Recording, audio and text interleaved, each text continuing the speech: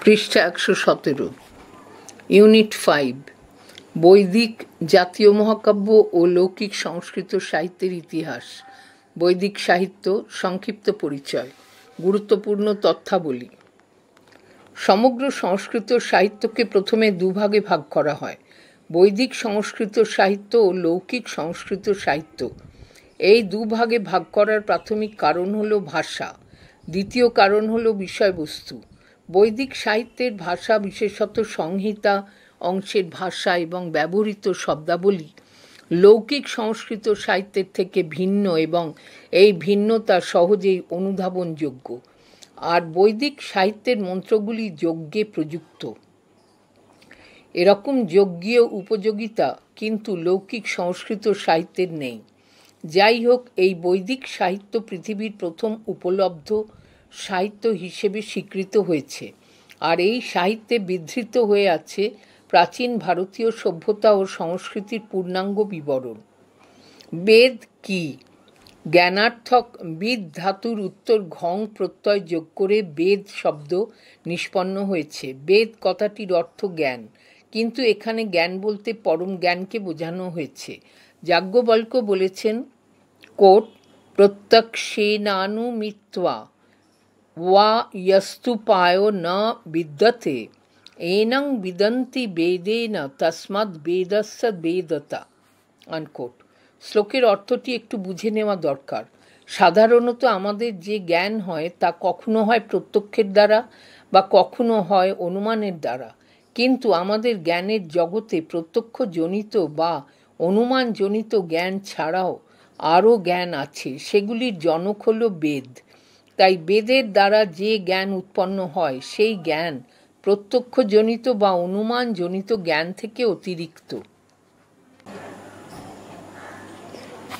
আর ঠিক সেই জন্যই বেদের বেদত্ব, বেদের অসাধারণত্ব, অর্থাৎ বেদজনিত জ্ঞান প্রত্যক্ষের দ্বারা বা অনুমানের দ্বারা লাভ করা যায় না। সায়নাচার্যের মতে ইষ্টপ্রাপ্তি ও অনিষ্ট পরিহারের অলৌকিক উপায় যে গ্রন্থ থেকে জানা যায় সেটিই হল বেদ। বন্ধনী শুরু, কোট, ইষ্টপ্রাপ্ত নিষ্ট পরিহারয়োর লৌকিকম উপায়ং ইয়ো গ্রন্থো বেদয়তি স বেদঃ, আনকোট। ঐতরেয় ব্রাহ্মণের ভাষ্য ভূমিকা, বন্ধনী শেষ। অর্থাৎ ধর্ম, কর্মফল, স্বর্গ, মোক্ষ প্রভৃতি অভীষ্ট বস্তুর ও পাপাদি পরিহারের অলৌকিক উপায় যে গ্রন্থ থেকে জানা যায় সেই গ্রন্থকে বেদ বলা হয়। কাত্যায়ন এবং আপস্তম্ভ বেদের অবয়বের দিকে তাকিয়ে বেদের লক্ষণ নির্দেশ করেছেন। কোট, মন্ত্র ব্রাহ্মণয়োর বেদনাম ধেয়ম, আনকোট। অর্থাৎ মন্ত্র এবং ব্রাহ্মণকে একত্রে বেদ বলে। সায়নাচার্য ঋগ্বেদের ভাষ্যভূমিকাতেও অনুরূপ লক্ষণ নির্দেশ করেছেন। কোট, মন্ত্র ব্রাহ্মণাত্মক শব্দ রাশির বেদ, আনকোট। বেদকে শ্রুতি, ত্রয়ী, আমনায়, ছন্দস, আগম প্রভৃতি শব্দের দ্বারা অভিহিত করা হয়। গুরু শিষ্য পরম্পরায় বেদ শ্রুতি বা শ্রবণের মাধ্যমেই রক্ষিত হতো বলে এর আর এক নাম শ্রুতি।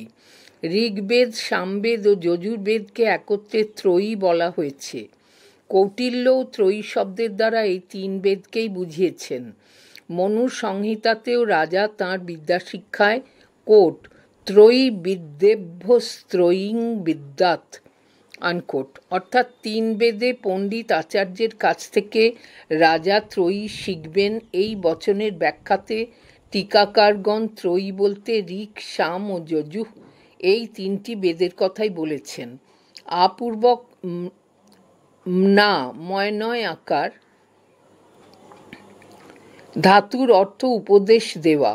ধর্ম অধর্ম যে গ্রন্থের দ্বারা উপদেশ দেওয়া হয় তাকে বলা হয় আমনায়। পাণিনি ছন্দস শব্দের দ্বারা বেদকেও বুঝিয়েছেন। আগম শব্দটি বেদ ও সাংখ্যাদি সব শাস্ত্রকেই বোঝাতে পারে। এখন একটি প্রশ্ন ওঠা স্বাভাবিক যে অথর্ব বেদ বিদ্যমান থাকাতে কেন এই বেদকে বাদ দিয়ে ত্রয়ী বলে বৈদিক সাহিত্যকে গণনা করা হয়েছে। সম্ভবত এর কারণ হল যেহেতু প্রধান প্রধান যজ্ঞে অথর্ববেদীয় মন্ত্রের কোনো প্রয়োগ নেই, তাই বেদ গণনাতে এই বেদকে বাদ দেওয়া হয়েছে।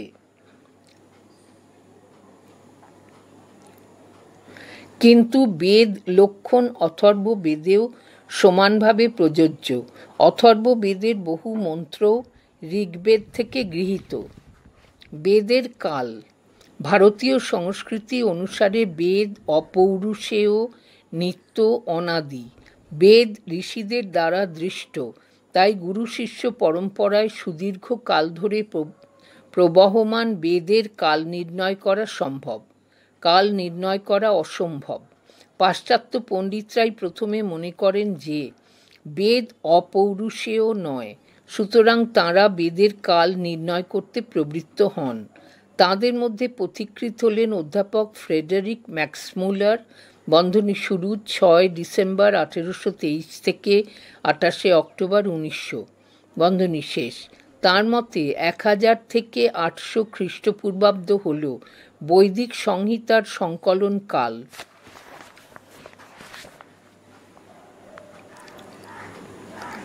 আর 800 থেকে 600 খ্রিস্টপূর্বাব্দ হল ব্রাহ্মণ সাহিত্যের সংকলন কাল।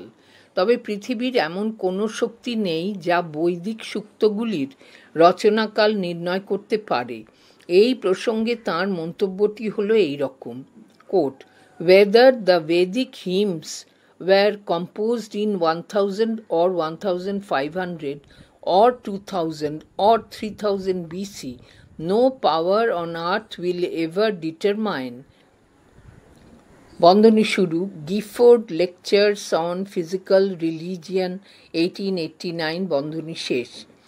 এরপর বালগঙ্গাধর তিলক, সিভি বৈদ্য, ইয়াকোবি, কাকাসু ওকাকুরা, ভি কেটকার প্রভৃতি গবেষকগণ বেদের কাল নিয়ে বিস্তৃত থেকে বিস্তৃততর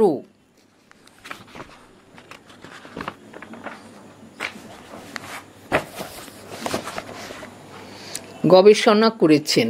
পৃষ্ঠা 118। এর মধ্যে কেউ জ্যোতিষতত্ত্বের ওপর ভিত্তি করে, কেউ উদ্ভিদ তত্ত্ব ও নৃতত্ত্বের ওপর ভিত্তি করে, কেউ ভূতত্ত্বের ওপর ভিত্তি করে, কেউ বা অভ্যন্তরীণ প্রমাণের ওপর ভিত্তি করে বেদের কাল নির্ণয় করতে প্রয়াসী হয়েছেন। বাল গঙ্গাধর তিলক তাঁর বিখ্যাত আর্কটিক হোম এবং অরিয়ন নামে এই বই দুটিতে জ্যোতিষ তত্ত্বের ওপর ভিত্তি করে বেদের প্রাচীন সংহিতার কাল 6000 খ্রিস্টপূর্ব থেকে 4000 খ্রিস্টপূর্ব পর্যন্ত এবং পরবর্তী সংহিতা ও ব্রাহ্মণ প্রভৃতির কাল 4000 খ্রিস্টপূর্ব থেকে 2500 খ্রিস্টপূর্ব বর্ষ পর্যন্ত বলেছেন। অধ্যাপক বৈদ্য সম্পূর্ণ বৈদিক যুগ 4500 খ্রিস্টপূর্বাব্দ থেকে 800 খ্রিস্টপূর্বাব্দ পর্যন্ত ধরেছেন। বেদে উল্লিখিত কৃত্তিকা, মৃগশিরা এবং প্রভৃতি নক্ষত্রের অবস্থান, বেদে উল্লিখিত সরস্বতী নদী প্রভৃতির ওপর ভিত্তি করে বেদের কাল রহস্য ভেদ করার চেষ্টা এখনও অব্যাহত। তবে এই অবস্থায় বহু বিতর্কের মধ্যে দাঁড়িয়েও বেদের সংহিতা ভাগের সূচনা 6000 খ্রিস্টপূর্ব, ব্রাহ্মণ ও আরণ্যকের সূচনা 3000 খ্রিস্টপূর্ব এবং উপনিষদ সাহিত্যের সূচনা 1500 খ্রিস্টপূর্ব নাগাদ হয়েছিল বলে বরিষ্ঠ গবেষকগণের মত অনুযায়ী চলা যেতে পারে। বেদের বিভাগ। বেদের প্রধান দুটি বিভাগ হল মন্ত্র এবং ব্রাহ্মণ। কাত্যায়ন এবং আপস্তম্ভ বেদের লক্ষণ করেছেন, কোট, মন্ত্র ব্রাহ্মণয়র বেদ নাম ধেয়ম, আনকোট, অর্থাৎ মন্ত্র এবং ব্রাহ্মণকে একত্রে বেদ বলে। সায়নাচার্য ঋগ্বেদের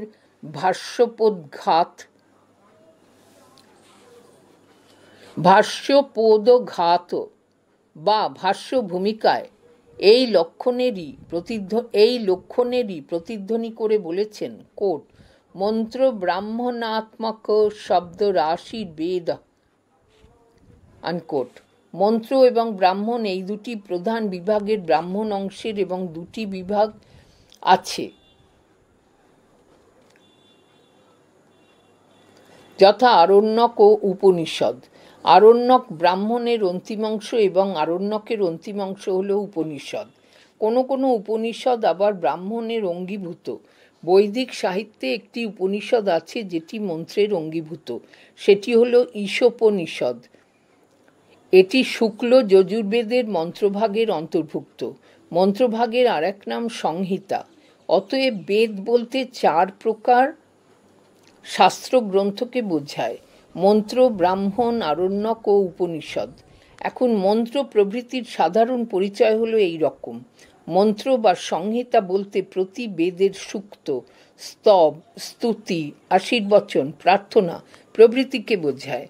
ব্রাহ্মণ বলতে প্রতি বেদের মন্ত্রের বিভিন্ন আলোচনা, বিভিন্ন যাগযজ্ঞের প্রক্রিয়ার বিস্তৃত বিবরণ, যাগে মন্ত্রের বিনিয়োগ এবং ইতিহাস, পুরাকীর্তি, দেবতা, যজ্ঞ, ফলনিষ্ঠ আলোচনা এবং শব্দের ব্যুৎপত্তি ও ছন্দ বিষয়ক পদ্যগ্রন্থকে বোঝায়। প্রতি বেদের ব্রাহ্মণ গ্রন্থোক্ত যাগযজ্ঞের বাহ্যার্থ পরিহার করে জ্ঞানযোগ মুখে আরণ্যকে আধ্যাত্মিক ব্যাখ্যা করা হয়েছে। আর আরণ্যকে যে জ্ঞানযোগ ও অধ্যাত্মবিদ্যার সূত্রপাত, উপনিষদে তার পরাকাষ্ঠা। সৃষ্টিতত্ত্ব, আত্মা অনাত্মার বিচার, পরমাত্মা জীবাত্মার তত্ত্ব, ব্রহ্ম ও মোক্ষ তত্ত্ব প্রভৃতি অধ্যাত্মবিদ্যা উপনিষদে আলোচিত হয়েছে। সামগ্রিকভাবে ব্রাহ্মণ সাহিত্যের বৈশিষ্ট্য বিচার করে বেদের আর একভাবে বিভাগ করা হয়: কর্মকাণ্ড এবং জ্ঞানকাণ্ড। ব্রাহ্মণ গ্রন্থে প্রধানত যাগযজ্ঞাদি ক্রিয়াকাণ্ডের বিবরণ পাওয়া যায়।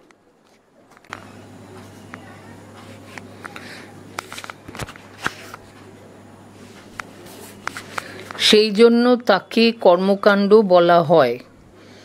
আর আরণ্যকে, বিশেষত উপনিষদে জ্ঞানযোগের আলোচনা মুখ্য বিষয়বস্তু, সেই জন্য তাকে জ্ঞানকাণ্ড আখ্যা দেওয়া হয়। কর্মকাণ্ড প্রধান ব্রাহ্মণ গ্রন্থরাজি এবং জ্ঞানকাণ্ড প্রধান উপনিষদ গ্রন্থরাজি থেকে দুটি প্রধান ভারতীয় দর্শনের উদ্ভব হয়েছে। বেদের ব্রাহ্মণ ভাগকে অবলম্বন করে রচিত হয়েছে পূর্ব মীমাংসা দর্শন। তার রচয়িতা হলেন মহর্ষি জৈমিনী। এই দর্শনকে কর্মমীমাংসা বা ধর্মমীমাংসাও বলা হয়।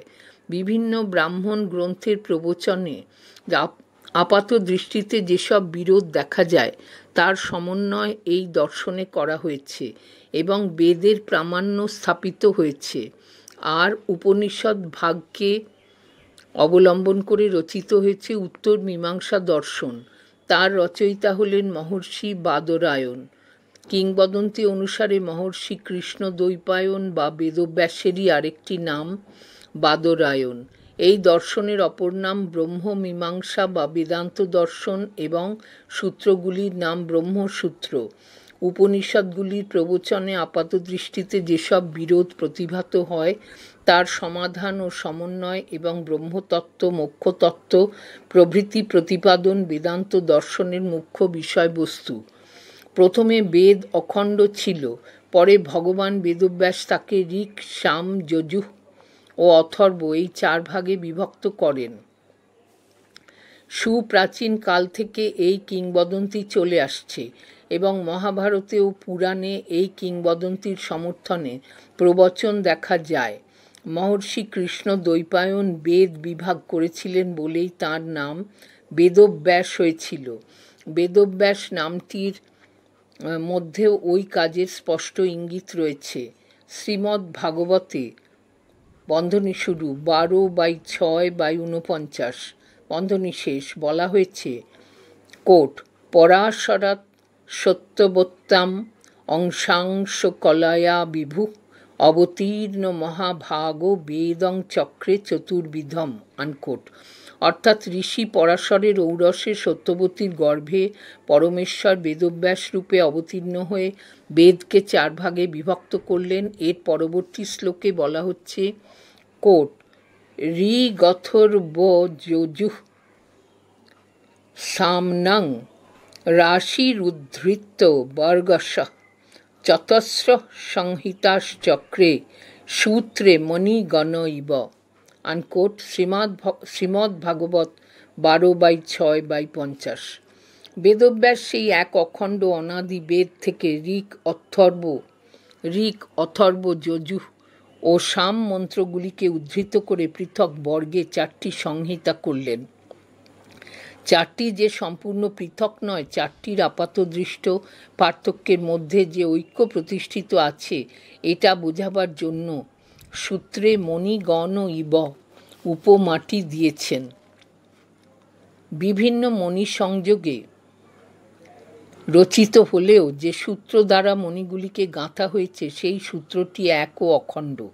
সেই রকম বেদ চতুষ্টয়ে বেদত্ব রূপ একত্ব বিরাজিত। বিষ্ণু পুরাণ, বায়ুপুরাণ প্রভৃতি পুরাণেও এই কিংবদন্তির উল্লেখ আছে।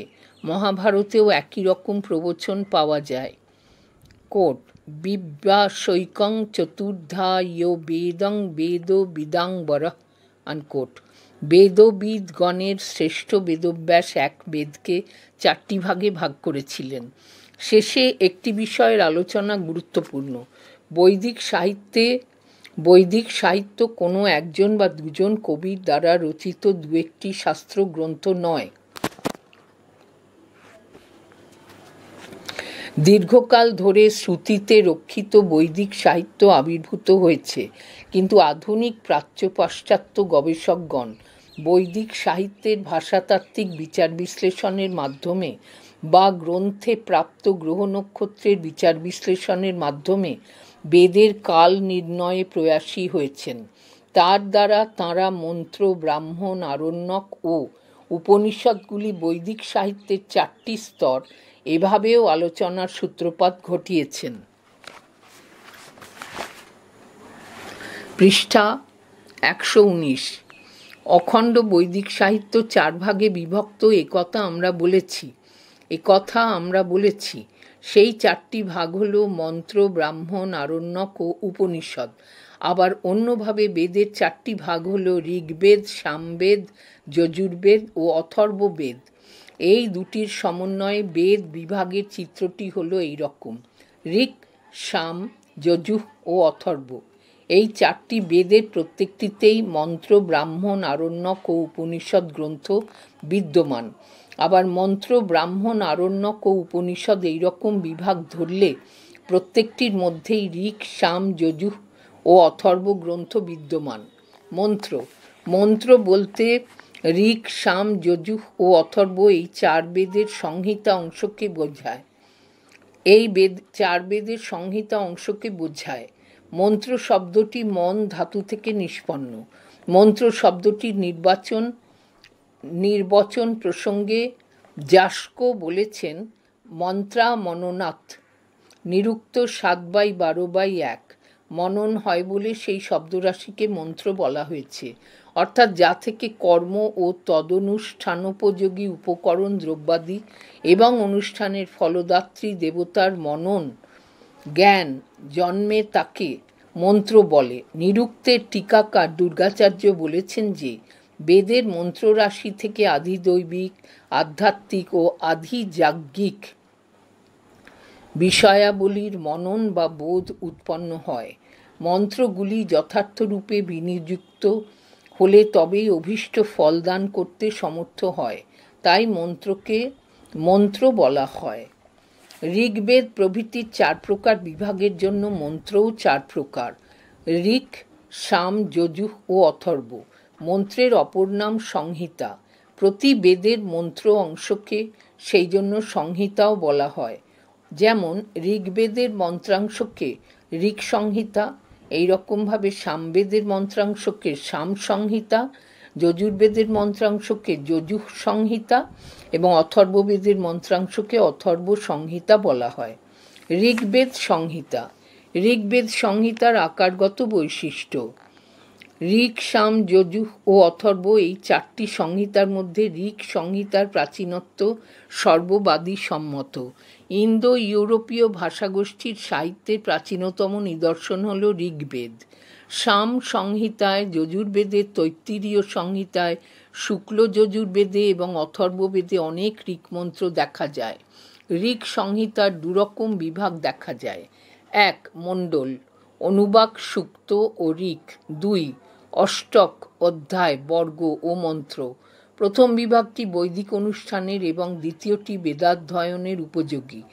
ঋগ্বেদের প্রত্যেকটি মন্ত্রকে বলা হয় ঋক। 3টি ঋক নিয়ে গঠিত হয় ত্রিচ। কয়েকটি ঋক নিয়ে গঠিত হয় সূক্ত। কতকগুলি সূক্তের সমষ্টিকে বলা হয় অনুবাক। এই রকম কয়েকটি অনুবাক নিয়ে হয় এক একটি মণ্ডল। ঋগ্বেদে মোট 10টি মণ্ডল, 85টি অনুবাক, 1017টি সূক্ত এবং 10,472টি ঋক আছে। এছাড়া বালখিল্য সূক্ত এবং কতকগুলি খিল সূক্ত বা পরিশিষ্ট মোট 11টি ঋগ্বেদ সংহিতায় পাওয়া যায়। এগুলিতে মোট ঋক সংখ্যা 80। এগুলি নিয়ে ঋগ্বেদে মোট ঋক সংখ্যা 10,552। দ্বিতীয় রকম বিভাগ অনুযায়ী এক একটি বর্গে থাকে কিছু মন্ত্র। কয়েকটি বর্গ নিয়ে এক একটি অধ্যায় এবং কয়েকটি অধ্যায় নিয়ে হয় অষ্টক। এই বিভাগ অনুসারে ঋক সংহিতায় আছে 8টি অষ্টক, 64টি অধ্যায় এবং 208টি বর্গ। পূর্বে ঋক সংহিতার অনেকগুলি শাখা ছিল। কুর্মপুরাণে 21টি, বিষ্ণু পুরাণে 9টি, ভর্তৃহরির বাক্যপদীয় গ্রন্থে 15টি শাখার উল্লেখ পাওয়া যায়। কিন্তু বর্তমানে ঋগ্বেদের মাত্র 2টি শাখা বিদ্যমান। শাখা দুটি হল শাকল ও বাসকল। বাকি শাখাগুলি লুপ্ত হয়ে গেছে। 10টি মণ্ডলে বিভক্ত ঋগ্বেদ সংহিতার 2 থেকে 8 এই 7টি মণ্ডলের 7টি ঋষি গোষ্ঠীর শ্রুতি রক্ষিত মন্ত্ররাশি সন্নিবিষ্ট হয়েছে। এই 7 জন ঋষি হলেন যথাক্রমে গৃৎ সমদ 2য় মণ্ডল, বিশ্বামিত্র 3য় মণ্ডল, বামদেব 4র্থ মণ্ডল, অত্রি 5ম মণ্ডল, ভরদ্বাজ 6ষ্ঠ মণ্ডল, বশিষ্ঠ 7ম মণ্ডল এবং কর্ণ 8ম মণ্ডল। তাই এই মণ্ডলগুলিকে ফ্যামিলি বুকস বা গোষ্ঠী মণ্ডল বলা হয়েছে। বিভিন্ন ঋষির দ্বারা দৃষ্ট সোম দেবতার প্রশস্তিসূচক সূক্ত স্থান পেয়েছে 9ম মণ্ডলে। প্রথম ও 10ম মণ্ডলের সূক্তগুলি বিষয় বৈচিত্র্যে সমৃদ্ধ। ঋগ্বেদের প্রথম সূক্তের দেবতা অগ্নি। ঋগ্বেদ সংহিতার দেবতা ও ঋষি। ঋগ সংহিতায় অগ্নি, ইন্দ্র, রুদ্র, আদিত্য, বরুণ, অশ্বী ভ্রাতৃদ্বয়, মরুদ্গণ, উষা, বৃহস্পতি, সরস্বতী, সোম প্রভৃতি দেবতার স্তুতি করা হয়েছে। আর মন্ত্রদ্রষ্টা ঋষিদের মধ্যে উল্লেখযোগ্যরা হলেন মধুচ্ছন্দা, মেধাতিথি, কর্ণ, গৌতম, কুৎস প্রভৃতি। নারী ঋষি রয়েছেন বিশ্ববারা, ঘোষা, লোপামুদ্রা, পৌলমী, আম্ভৃণী, বাক প্রভৃতি। আম্ভৃণী শব্দের অর্থ হল অম্ভৃণ ঋষির কন্যা। ঋগ্বেদ সংহিতার সূক্ত। ঋগ সংহিতায় প্রধানত বিভিন্ন দেবতার স্তুতি দেখা যায়, কিন্তু এখানে এমন অনেক সূক্ত আছে যাদের আলাদা রকম বৈশিষ্ট্য রয়েছে। তাদের বিষয়বস্তু বিশ্লেষণ করে গবেষকগণ কয়েক প্রকার বিশেষ সূক্ত আলাদাভাবে আলোচনার বিষয়বস্তু করেছেন। সেগুলি হল ধর্মনিরপেক্ষ সূক্ত, সেকিউলার হিমস, সংবাদ সূক্ত, ডায়ালগ হিমস এবং দার্শনিক সূক্ত, ফিলোসফিক্যাল হিমস। ঋগ্বেদ সংহিতার ধর্মনিরপেক্ষ সূক্ত। ঋগ্বেদ সংহিতার বা সাধারণভাবে ঋগ্বেদের মধ্যে প্রধানত বিভিন্ন দেবতার স্তুতি দেখা যায়, ফলত এগুলি ধর্মমূলক সূক্ত। কিন্তু ঋগ্বেদেই এমন কিছু উল্লেখযোগ্য সূক্ত আছে যেগুলিতে দেবতা বিষয়ক ভাবনা মুখ্য স্থান লাভ করেনি। ধর্মের সঙ্গে এই সূক্তগুলির কোনো সংস্রব নেই। ধর্মমূলক সূক্তের তুলনায় এই জাতীয় সূক্তের সংখ্যা অল্প হলেও বিষয়বস্তুর বৈচিত্র্যে এবং ঐতিহাসিক দিক থেকে এদের মূল্য অপরিসীম। ধর্মের সঙ্গে প্রত্যক্ষ কোনো যোগ নেই বলে এই সূক্তগুলিকে বলা হয় ধর্মনিরপেক্ষ সূক্ত, সেকিউলার হিমস। এই জাতীয় সূক্তের মধ্যে একদিকে যেমন আছে বিভিন্ন নীতিমূলক সূক্ত, নারাশংসী দাতার স্তুতিমূলক সূক্ত, দান স্তুতি প্রভৃতি, অপরদিকে তেমনই আছে সংবাদ সূক্ত, সৃষ্টিতত্ত্ব বিষয়ক সূক্ত প্রভৃতি। আর আছে ইন্দ্রজাল বিষয়ক কয়েকটি সূক্ত, তবে সংবাদ সূক্ত ও সৃষ্টিতত্ত্ব বিষয়ক সূক্ত অর্থাৎ দার্শনিক সূক্তগুলি আলাদাভাবেও আলোচ্য বিষয় হয়েছে। যাই হোক, তৎকালীন মানুষের জীবনযাত্রা প্রণালী, ভারতবর্ষের প্রাচীনতম চিন্তাধারা, সভ্যতা, সমাজ ও সংস্কৃতিকে জানার পক্ষে এই ধর্মনিরপেক্ষ সূক্তগুলির মূল্য অপরিসীম। ঋগ্বেদের কয়েকটি সূক্ত হেঁয়ালিতে ভরা। এ বিষয়ে সর্বাপেক্ষা উল্লেখযোগ্য হল অষ্টম মণ্ডলের 29 সংখ্যক সূক্ত। কোনো দেবতার উল্লেখ না করে এখানে অনেক দেবতার গুণগান করা হয়েছে। প্রথম মণ্ডলের 164 সংখ্যক সূক্তের 52টি মন্ত্রই গভীর রহস্যে আবৃত, পৃষ্ঠা 120। সপ্তম মণ্ডলের 103 সংখ্যক সূক্তটি ভেক সূক্ত নামে প্রসিদ্ধ।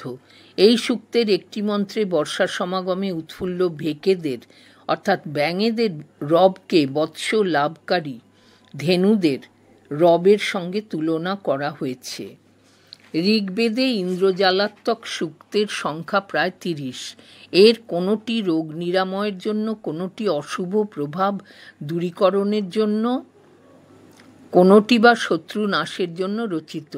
এমনকি বিশ্বের প্রভাব দূর করার জন্য, শস্যোৎপাদনের জন্য, নিদ্রাকর্ষণের জন্য এবং যুদ্ধে জয়লাভের জন্য ব্যবহৃত কিছু মন্ত্রও পাওয়া যায়।